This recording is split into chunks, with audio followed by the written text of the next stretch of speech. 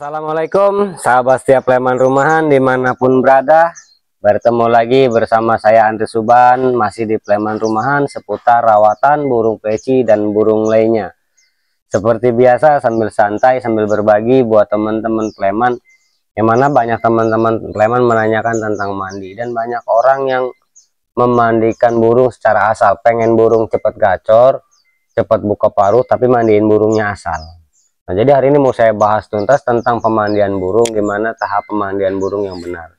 Nah, jadi sebelum lebih lanjut, jangan lupa like, share, dan juga subscribe. Dan biar seger, biar adem, kita ngopi dulu. Pleman Rumahan seputar rawatan burung pleci dan burung lainnya, untuk mempermudah para pemula dalam memahami dan merawat pleci. Mari ramaikan Pleman Rumahan agar dunia pleci makin diminati. Jangan lupa like, share, dan subscribe.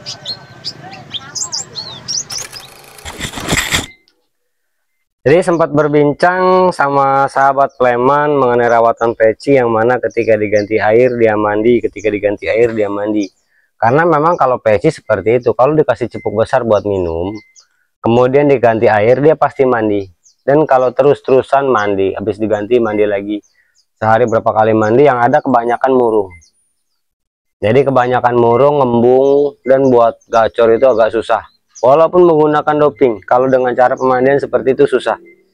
Ini sepengalaman saya. Jadi kalau misalnya rawatan pleci dalam tahap pemandian ini, yang pertama kalau tahap penjinakan memang ya harus mandiin pagi dan sore. Jangan usah mikirin gacor kalau buat pemandian.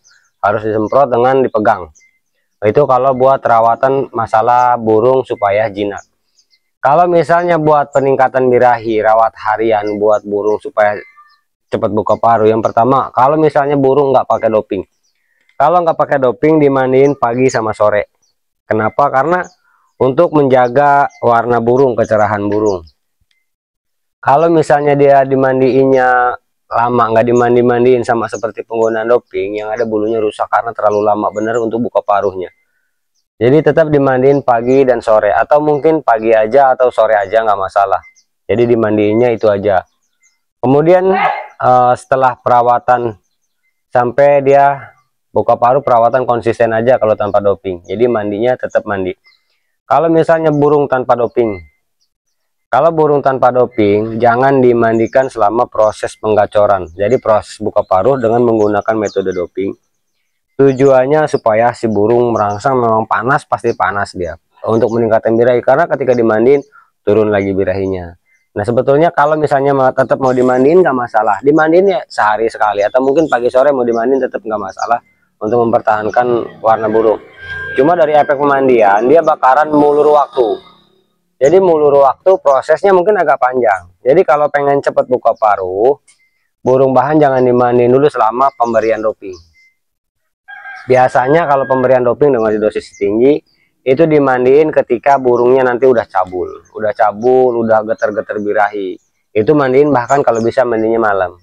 Jadi mandiin, kasih cepuk buat mandi itu malam supaya dia birahinya langsung turun, nggak terlalu ketinggian. Kalau misalnya proses burung bahan, kalau mau cepet jangan dimandiin sampai dia 1 minggu lah. Kalau misalnya dia nggak ada perubahan di 1 minggu, mandiin nggak apa-apa untuk membersihkan efek-efek doping dalam tubuh pleci. Karena kan dalam 1 minggu kalau misalnya nggak ada perubahan, berarti dopingnya nggak cocok dan harus ganti doping. Jadi sebelum ganti doping jangan langsung dikasih doping lagi. Misalnya hari Minggu udah 1 minggu nggak ada perubahan, nanti di hari Senin langsung dikasih doping lagi, diganti doping, merusak burung. Dijeda dulu, jeda 3 hari, mungkin mulai dimandiin supaya bersih, supaya dia segar lagi, nanti baru ganti doping lagi. Nah kalau untuk burung bahan seperti itu konsepnya. Jadi jangan dimandiin dulu, bahkan jangan dikasih minum lain. Kalau pengen cepat buka paruh, kalau saya pribadi doping dengan dosis tinggi nggak dikasih minum selama 7 hari.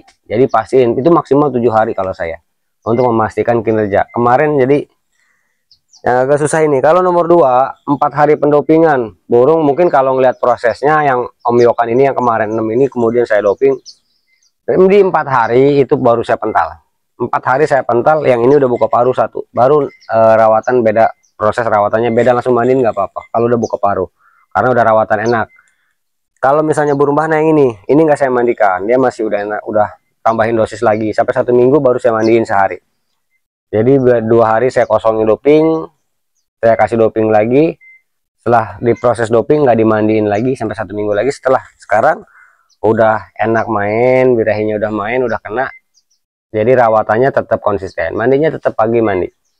Kalau saya mandi pagi nggak apa, kalau misalnya mandi pagi nggak bakalan mandi sore, jarang mandi sore karena kebanyakan kalau mau dikonsistenin agak susah. Soalnya kan kalau sore saya banyak kegiatan, mungkin dagang, telat dagang, terus juga keluar ada kegiatan, jadi ada banyak kesibukan di sore hari. Burung nggak saya mandiin, jadi mandinya burung cuma pagi aja. Jadi burung mandi pagi, ketika udah jadi main enak konsisten. Nah kalau misalnya tetap mau dimandikan nggak masalah, jadi pemberian doping tetap burung dimandiin dulu apa dijemur dulu tergantung settingannya. Kalau burung bahan biasanya settingan belum ketemu, yang jelas dimandiin kemudian dikasih doping, setelah dijemur baru kasih doping. Proses itu juga bisa, cuma proses waktu yang agak mulur. Jadi kalau misalnya mau benar-benar singkat, yang penting buka paruh, jangan dimandiin. Nah prosesnya mungkin itu aja. Kalau misalnya dia udah di OB, mandiin malam. Kalau buat mandi malam bisa buat nurunin birahi, bisa buat ngejinakin. Kalau untuk nurunin birahi itu kasih cepuk aja buat mandi, biar dia mandi sendiri. Kalau misalnya untuk proses supaya burung jinak, disemprot, dipegang, dilus-lus, dengan lihat beberapa kondisi. Kalau misalnya dinginnya terlalu ekstrim, jangan, kasihan burungnya. Nah, mungkin itu aja sedikit dari saya, sambil santai sambil berbagi buat para sahabat Playman, buat para para master, mohon dikoreksi bila ada kesalahan, mohon disampaikan.